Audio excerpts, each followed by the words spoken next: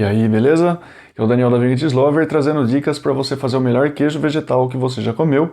E nesse vídeo eu vou falar sobre 3 pontos para você fazer um queijo vegetal mais saboroso do que aqueles que você pode comprar. Isso porque muita gente tem colocado essa situação do sabor como um dos pontos qualitativos que mais está em falta nos queijos vegetais que acabaram por consumir. E de fato, eu também entro para esse grupo quando eu penso nos queijos vegetais que estão disponíveis no mercado e a gama que eu já consumi. E isso sem, nesse momento, querer diferenciar entre fermentados e não fermentados. Eu estou colocando de uma maneira bem geral mesmo, mas que ao longo desse vídeo eu posso até diferenciar um pouco isso. Colocando ao lado os queijos vegetais não fermentados e os fermentados. Mas a questão, ela começa a ter uma complexidade um pouco maior, porque o problema, ele está justamente nisso. A gente tem pessoas que, por algum motivo, seja por questões de saúde, seja por questões ideológicas, param de consumir laticínios, param de consumir derivados, de animais, e quando vão buscar um substituto ao queijo, especificamente falando agora, acabam por se frustrar, justamente porque tem muita coisa que está sendo colocada no mercado que não chega tão perto assim de a gente poder dizer que aquilo seria um belo substituto de um queijo. E também, o que acaba sendo um pouquinho pior, tem pessoas que estão buscando até parar de consumir derivados de animais, ou pelo menos a parte de laticínios, queijo, enfim, o que é que seja, também por questões de saúde ou por questões ideológicas, mas quando percebem o que há em termos de substituto ao queijo, e o queijo, sem dúvida nenhuma, é um calcanhar de Aquiles para quem quer parar com isso, acaba sendo tão frustrante quanto, mas o pior é que procrastinam um pouco essa decisão. E se a ideia é que, não, eu vou parar de consumir queijo e tal, mas o mercado não ajuda muito. Então, essa que é a ideia também, não só desse canal, desse perfil como um todo, mas desse vídeo aqui, justamente para trazer alguma saída um pouco mais saborosa para que você faça na sua casa. Esse aqui é o grande ponto, porque não tem como a gente ficar esperando sentado o que o mercado vai decidir por trazer, as inovações que vão vir, às vezes podem demorar muito mais do que a gente ir para a cozinha e fazer o nosso próprio queijo vegetal. Agora, um outro ponto é que normalmente é através do próprio mercado que a gente tem esse primeiro contato. E depois surge um tipo de pensamento, que é, bom, se o que a própria indústria, que está por trás desses produtos não consegue fazer em termos de sabor, como é que eu em casa vou conseguir fazer algo mais saboroso? E é plenamente possível você fazer algo muito mais saboroso, sim. E isso eu acho que acaba trazendo também, ou tendo uma correspondência no que a gente tem da própria gastronomia de um modo geral. É muito mais fácil você fazer uma comida mais saborosa em casa ou comer uma comida da avó mais saborosa do que em vários restaurantes que você pode ir, e alguns restaurantes até bem frequentados e mais conceituados, você consegue ter esse tipo de sabor em casa. Claro que são vários fatores que vão contribuir aí para que você entenda essa comida da avó como mais saborosa. Mas, para os queijos vegetais, essa questão do que vem a ser o mais saboroso, ela não é tão difícil de a gente identificar. Isso porque a gente tem os queijos tradicionais como um ponto que estamos mirando ali. Uma vez que a gente tem isso, é só olhar para os queijos tradicionais, ver mais ou menos o que eles têm ali enquanto composição de sabor, para que daí a gente possa então chegar com os queijos vegetais em um ponto muito mais próximo disso. Dito tudo isso, o primeiro ponto que eu preciso abrir aqui com você é justamente em relação ao seu gosto. Ou seja, o que você gostaria de encontrar enquanto sabor num queijo vegetal? Esse é o primeiro ponto. E por que é importante eu trazer isso daqui, uma vez que você possa pensar, mas o meu gosto, o que isso tem a ver com trabalhar um queijo vegetal saboroso? Na verdade tem tudo a ver. Primeiro porque queijo vegetal não é do tipo, então tem... Queijo vegetal é isso daqui e acabou, né? Como se fosse um tipo, ou dois, ou no máximo 3 tipos de queijo vegetal que é possível de ser feito, ou que existem por aí. Então, se eu não gosto disso, quer dizer que não tem mais saída. Não é por aí a coisa, tá?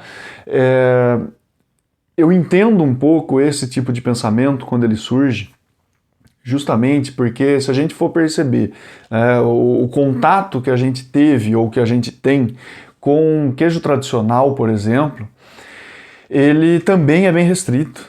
Tá? Por mais que exista mais de 1000 tipos de queijo tradicional no mundo, no Brasil, por exemplo, só para abrir um parênteses num exemplo aqui, no Brasil, então, por exemplo, a gente tem... de tudo que está sendo vendido e que está sendo consumido no Brasil, 60% disso está restrito em 4 tipos. Ou seja, mussarela, queijo prato, requeijão e tipo Minas são os 4 tipos mais vendidos no Brasil. Representam por volta aí de 60% mais ou menos. Tá? E se for considerar só o queijo prato e mussarela, nós estamos falando da metade de tudo que é vendido e consumido no Brasil em relação a queijo tradicional. Olha só como falta diversidade, né? Carece um pouco de diversidade aí, em vista de mais de 1000 possibilidades que existem já no mercado internacional. Né? Agora, para você ter uma ideia até do que você pode imaginar, mas mercado internacional, quem que está falando, ou quem que tem condições de trazer ou importar um queijo da França, da Itália e tal, da Espanha, sei lá. O Brasil ele tem mais ou menos uns 70 tipos que são nacionais, né, produzidos mesmo no Brasil. E a gente restringir isso a 4 é pouco, né? Mas... conforme a gente é criado dentro dessa cultura, que é uma cultura de uma certa escassez até,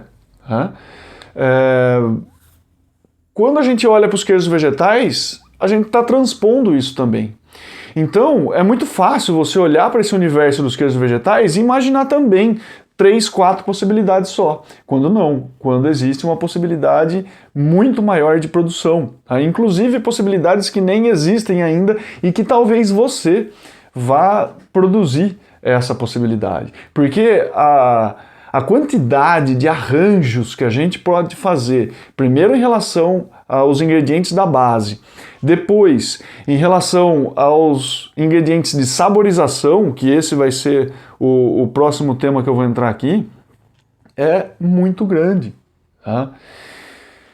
E quando eu falo que você deve entender primeiro o seu sabor, né, o sabor que você gosta, é justamente tentar identificar o que você busca num queijo vegetal. Primeiro, pensando em relação a gosto.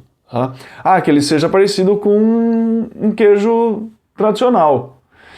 Então, quando eu falei que tem mais de 1000 tipos de queijo tradicional, é justamente isso que a gente precisa pensar.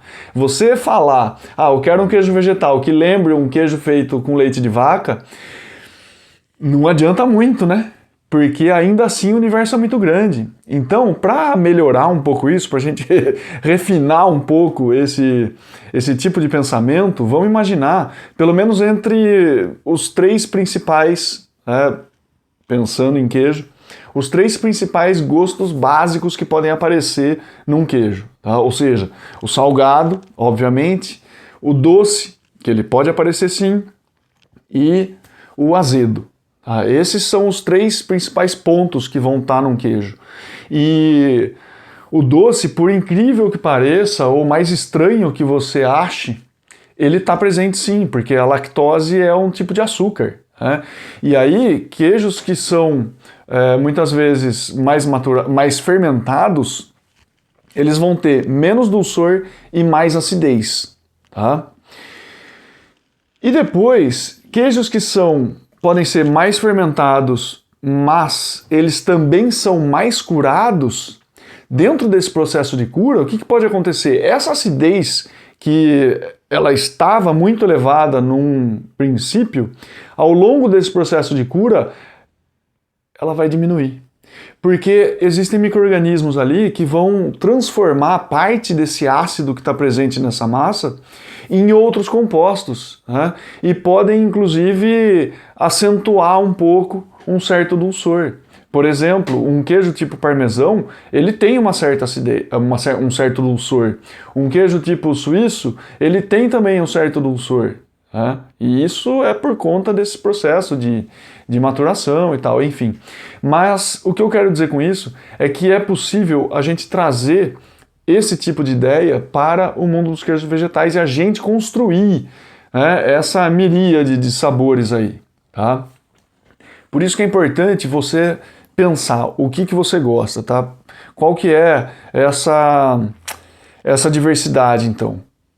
Para a gente pensar dentro dos queijos vegetais uma grande possibilidade de escolha, não só de base, mas de saborização, e é justamente nisso que eu queria entrar agora. Esse é o segundo ponto, é a saborização. E o que isso representa dentro do processo de produção de um queijo vegetal? Bom, isso aí você já deve ter percebido, tá? Quando você pega uma receita para produzir um queijo vegetal em casa, claro, você tem ali vários ingredientes, e esses ingredientes, normalmente, eles estão jogados ali. Tá? Depois, no modo de preparo, vai ser estabelecida uma certa ordem para esses ingredientes entrarem, tá? Mas é importante a gente ter um olhar um pouco diferente para esses ingredientes que estão presentes na receita. Por quê? Porque vai ter alguns ingredientes ali que são ingredientes que estão entrando exclusivamente para dar sabor nessa receita. E é esse o grande ponto que a gente precisa dar atenção agora, tá? Só um parênteses também, porque é claro que tem alguns ingredientes ali que eles não estão entrando como, vamos colocar assim, agentes primários de saborização. Tá? Eles podem atuar como agentes secundários de saborização, como pode ser o caso do ingrediente da base. Tá? Por mais que seja um ingrediente num maior volume, ele vai tentar ser ofuscado pelos ingredientes de sabor. Pelo menos quem fez a receita está pensando mais ou menos nisso. Tá? E depois, ele pode não ser tão bem ofuscado assim, ou ele pode também entrar nessa composição de sabores, mas no pano de fundo. Olha só como é interessante, né, essa complexidade no campo dos sabores ali. Mas de qualquer forma, você consegue identificar, num primeiro momento, quais são os principais agentes de saborização que está entrando na receita. Tá? E, inclusive eu tenho alguns aqui para mostrar que inclusive eles são, sei lá, alguns dos que eu mais uso também, né? E dos que mais pode aparecer em receitas ali. Talvez na hora que eu começar a mostrar esses ingredientes aqui, você vai pelo menos não só estar mais familiarizado com isso, mas de repente ter identificado, eu já usei isso daqui em determinada receita e tal, não sei o quê. Bom, de qualquer forma, o ingrediente mais utilizado, só eu falar isso já veio na sua cabeça qual é. Né? O ingrediente mais utilizado para saborização de queijo vegetal, sem dúvida nenhuma, acaba sendo esse daqui, né? A levedura nutricional, ou levedura de cerveja. Isso daqui é um ingrediente bastante usado, né? A minha ela é em pó, bem em pó mesmo, né? Em um amarelo um pouco mais claro, porque existem diferentes marcas, existem diferentes processos para levedura nutricional.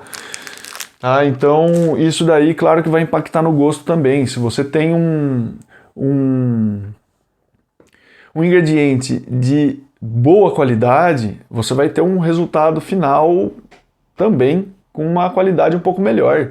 Se você tem um ingrediente pior, é claro que ele vai aparecer no final das contas. E ele pode, de certa forma, né, vamos dizer assim, entre aspas, estragar o seu resultado final ou deixar ele bem mais ou menos. Tá? Então, a qualidade dos ingredientes, obviamente, é muito importante da gente ter. E sobre a levedura nutricional, se buscar, aí tem alguns vídeos que eu estou falando só sobre a levedura nutricional, da importância dela, de como que a gente escolhe e tal, enfim, né, um vídeo um pouco mais longo que eu estou trabalhando um pouco mais a questão da levedura nutricional. E aqui não cabe eu voltar a falar tudo isso. Mas, pelo menos, colocar algum ponto em relação à levedura nutricional que é importante pra gente é que, muitas vezes, você já deve ter ouvido até e, de repente, ter sido até influenciado por esse senso comum de que a levedura nutricional tem gosto de queijo, tá? Não é bem assim. Ela não chega a ter o gosto de queijo, mas o que ela tem é um denominador comum em termos de sabor com o queijo tradicional. Tá? Aí sim a gente começa a trazer algumas palavras um pouco mais corretas para essa conversa aqui. Não que ela tenha gosto de queijo, mas que existem sabores num queijo tradicional que estão sendo produzidos ali e que podemos encontrar também na levedura nutricional. Tá? E não só nela, só que em uma escala muito grande nela, mas também em outros ingredientes que eu vou trazer aqui. Mas qual é esse denominador comum? Se for ver no ponto mais micro da coisa ali, né, mais específico em termos de composto químico, estamos falando ou composto bioquímico até, estamos falando principalmente de aminoácido. Tá? Ou seja, de aminoácido temos uma certa variedade. Né? Os aminoácidos, quando eles estão ligados, eles podem formar um macronutriente conhecido por proteína. Então, a proteína, quando ela é quebrada, ela pode ser quebrada até esse nível do aminoácido. E dentre os vários aminoácidos que tem um aminoácido que é chamado de glutamato, que não tem agora nada a ver com o glutamato monossódico que é vendido, tal, ele é produzido, né? Então não tem nada a ver com esse glutamato, que é um aminoácido e que é um composto supernatural e que ele sim traz aquela explosão de sabores, porque o gosto umami, né, que é o quinto gosto básico, essa explosão de sabor, é o que está presente no queijo tradicional, portanto é o que a gente precisa desenvolver no nosso. Tá? E aqui, além então da levedura nutricional, olha só isso daqui, o alho em pó, ele também tem isso. Tá? Assim como a cebola em pó também traz esses elementos que vão compor o sabor e fazer com que essa sensação realmente fique muito aumentada, né, nas nossas percepções de sabor ali. Tá? Então é importante a gente combinar esses elementos aí. Um outro ingrediente que é fantástico também em termos de saborização, e isso porque ele é fermentado, e da fermentação eu já vou falar um pouquinho mais daqui a pouco, tá? Mas é esse daqui, ó, o miso. O miso, ele é uma pasta de soja fermentada, nossa, só de abrir, putz, isso daqui tem um aroma fantástico, mas olha a cor dele, né? De repente você já viu o miso de outra cor. E isso é muito interessante, porque os misos, né, eles têm um grande espectro de maturação, inclusive, e de potência, portanto. Alguns são muito fortes, outros são mais leves. Às vezes você pode ter visto numa receita, tipo, 2 colheres de sopa de miso. Se eu sigo uma receita dessa, colocando 1 colher de sopa que seja desse miso aqui, meu queijo vegetal não vai ter outro gosto que não o gosto do miso. tá? Então é muito importante você ter um grande equilíbrio desses ingredientes, tá? E olha só, um outro ingrediente aqui que é fantástico também, não sei se você já viu alguma receita com esse ingrediente aqui, né, que é a fumaça líquida, tá? Isso daqui dá um gosto de defumado. Ah, mas eu não quero um queijo vegetal que tenha gosto de defumado. Então, aí que a coisa começa a ficar interessante, porque eu não quero um queijo vegetal que tenha gosto de cebola, tá? Mas eu coloco cebola em pó. Eu também não quero um queijo vegetal que vá ter gosto de alho, e eu coloco o alho em pó. Então, o que eu estou querendo dizer com isso? Como assim? Você não quer esse gosto, mas coloca isso? Sim, porque existe um ponto de equilíbrio entre esses ingredientes e que é o que devemos buscar, que é quando você coloca, vamos supor, 3 desses ingredientes juntos, tá? Em quantidades sei lá qual, eu sei lá quais as quantidades que a gente vai colocar, aqui não é o ponto para desenvolver muito isso, né? Trazer quantidades prontas, porque é justamente uma questão mais particular de sabor, tá?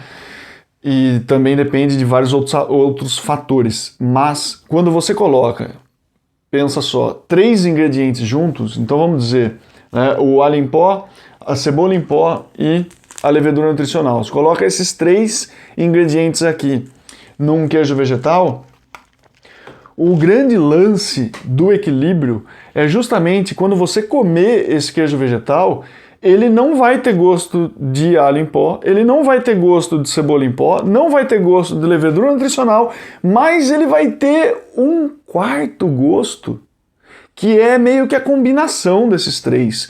E o mais interessante é que quando esses 3 eles são combinados, eles dão origem a um outro elemento, que é totalmente diferente de qualquer outra coisa, que a gente não conseguiria chegar nesse quarto elemento se não fosse da combinação desses 3, tá? Nessas proporções que foram combinados, tá? Então veja só como é uma coisa super interessante de a gente pensar em termos de diversidade, principalmente, por quê? Porque agora a gente começa a falar não só da quantidade, né, que precisamos acertar ela para chegar nesse equilíbrio, mas também na ampla variedade, porque combinar só levedura nutricional e alho em pó vai dar uma coisa. Se colocar cebola junto, vai dar outra coisa. Se colocar só miso e alho em pó, vai dar uma outra coisa. Entendeu? A quantidade de coisas, né, ou de sabores que a gente pode chegar no final das contas é muito grande. E por isso que eu estava falando, o que você gosta? Qual é o ponto que você está querendo chegar em termos de gosto, para daí você fazer meio que essa engenharia reversa. E para eu chegar nesse gosto, o que eu preciso compor? Agora você pode ter falado, ô louco, Daniel, mas aí é coisa surreal, é coisa para, sei lá, né, para gente que já está há muito mais tempo nisso, ou gente que é chefe de cozinha e tal. Não, eu estou falando de que se você realmente está entrando para produzir queijo vegetal com a cabeça voltada na produção, querendo aprender, isso chega muito mais rápido, porque você vai estar aberto ou aberta a essa experimentação e mais, a aprender com isso, a tomar nota disso daí. Quando você escreve o que você está tendo de resultado e comparando com o que você colocou ali na receita, você acaba tendo um crescimento muito maior nesse quesito, tá? De perceber essas coisas, de repente, mais para frente, né, de tanto que você já está se desenvolvendo nisso, já começar a querer colocar, né, o próprio toque, o seu toque pessoal ali. Isso é muito fácil de acontecer. Tá? Não precisa ser chefe de cozinha para acontecer, para estar nisso. Basta você se aventurar né? Lógico, com uma certa disciplina, com uma certa seriedade e tal, encarar a coisa e querer fazer até acontecer, né? E não, vou fazer para ver se dá certo. Não, você vai fazer até dar certo, e isso com certeza acontece, tá? Agora, essa é uma questão de saborização que pode não fazer parte do universo dos queijos vegetais fermentados, mas ela também pode, tá? Porque você pode fermentar uma massa e ainda assim acrescentar alguns saborizantes. É claro que aí a gente já precisa ter uma sutileza um pouco maior, justamente porque a fermentação ela já traz uma gama de sabores. E se tem alguma coisa que a gente não quer é ofuscar esses sabores da fermentação. O que a gente quer, de repente, é complementar esses sabores ou enaltecer esses sabores da fermentação. Esse é um ponto super importante para entender. Tá? Se você entendeu esse ponto, eu já ganhei o dia com esse vídeo aqui. Tá? Então, olha só, vou falar de novo. A fermentação ela já traz uma gama de sabores que a gente precisa manter esses sabores em evidência. Com outros ingredientes, você pode ou enaltecer esses sabores da fermentação ou complementá-los, tá? Mas jamais atropelá-los. Quais são esses sabores da fermentação? Principalmente o ácido lático, que é o grande componente do queijo tradicional. Tá? E aí, quando a gente entra para o campo da fermentação, tudo que está sendo feito e vendido para nós em supermercado, esquece. O que está sendo fermentado, ele vai ter já na partida um sabor muito mais interessante. Tá? Mas eu comi um que tem gosto de queijo mesmo e tal, não sei o que. A hora que você vê no ingrediente, aroma idêntico ao de queijo. Aí, sei lá, para mim é uma outra conversa e eu não vou entrar nessa conversa hoje aqui. Tá? Porque o lance é pegar essa fermentação então e perceber o que a gente tem de possibilidade na fermentação, porque você pode falar, mas já tem, né, um monte de queijo vegetal fermentado sendo vendido. Sim, tem mesmo, tá? Mas eu garanto que se você começar a entrar de cabeça nesse universo, você vai ter plenas condições de fazer queijo vegetal mais saboroso do que está sendo vendido por aí. Tá? E isso não só pela questão de você conseguir particularizar esse queijo vegetal de acordo com o seu gosto, tá?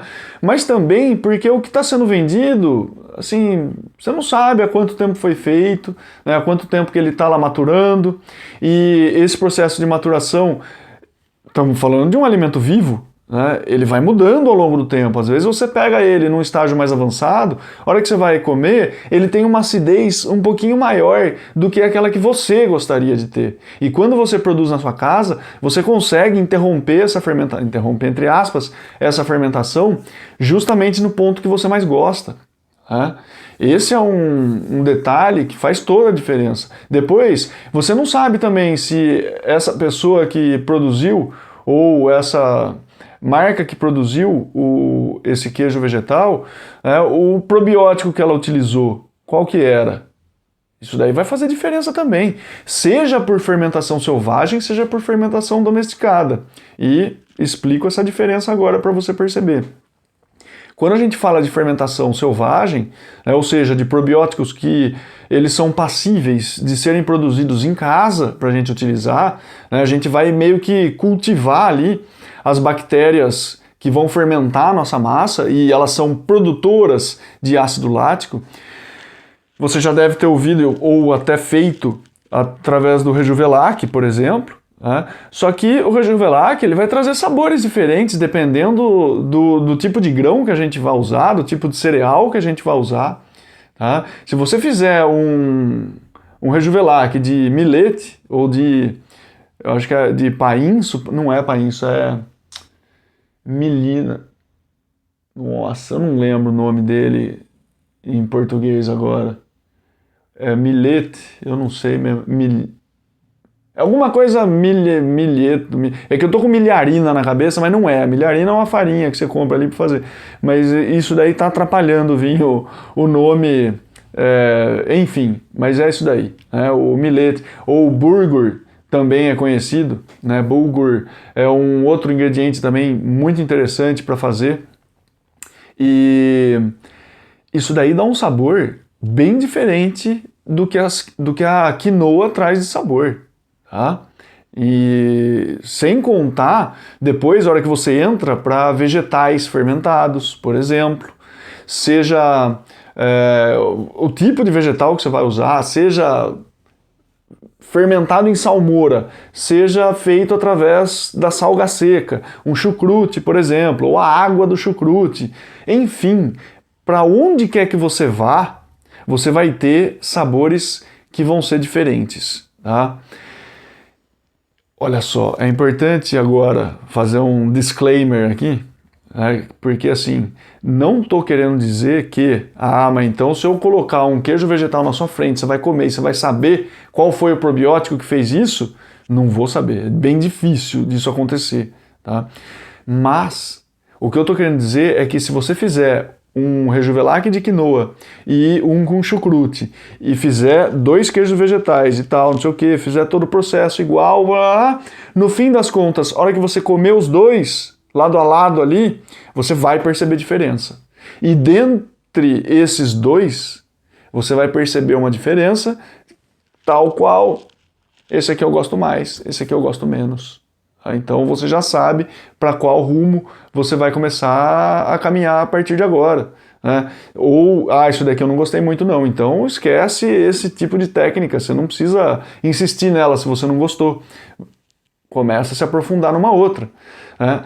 Agora, isso eu falando para fermentação selvagem. Quando a gente vai para fermentação domesticada, aí a gente tem uma diversidade de micro-organismos para trabalhar, tá?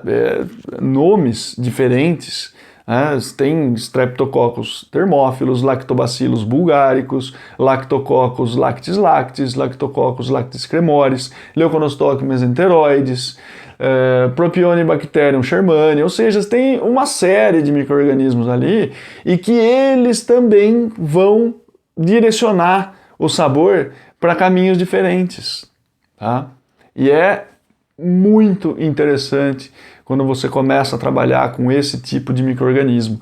Você começa a perceber essas diferenças aí. E, inclusive, existem micro-organismos também de maturação. Ou seja, são micro-organismos que vão demorar ali uns 3 meses, pelo menos, para transformar alguns compostos ali dentro daquela massa que você produziu, tá? E aí, imagina só os sabores que não vão surgir nesse momento, tá? Depois de um tempo de maturação. E isso, é coisa... Quem que está vendendo um queijo vegetal maturado por 4 meses, por 5 meses, por 8 meses? Ninguém está vendendo um queijo vegetal desse tipo. Quer dizer, ninguém. Pelo menos ninguém que eu saiba. Se você souber, inclusive, coloca a referência aí para mim, por favor, que eu vou querer também, tá? Mas é uma coisa que você consegue fazer na sua casa e dificilmente você vai comprar, tá?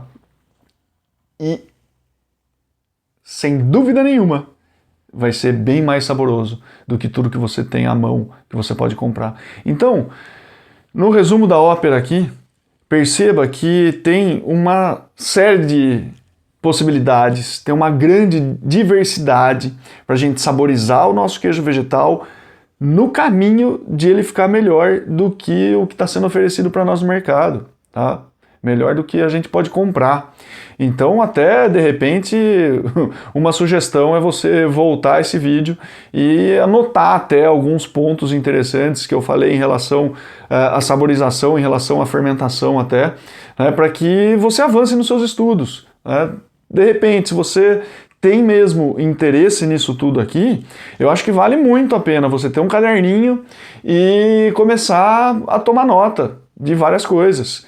E de repente, não sei, dá uma maratonada aí nos vídeos que tem nesse canal aqui, nesse perfil, com o caderninho aberto para e anotando, né, as sacadas que você vai tendo aí e tal, e sei lá, né, começando, eu acho que vai começar a fazer cada vez mais sentido. E testando receitas, né, testando receitas, anotando tudo isso que você está fazendo, né, porque você fazer o melhor queijo vegetal que você já comeu é um processo, não é da noite para o dia que vai acontecer. É um processo que envolve, claro, envolve estudo, né, envolve teste, envolve você ter, né, uma certa trajetória dentro dessa produção. Qualquer dúvida é só escrever e no mais, até a próxima.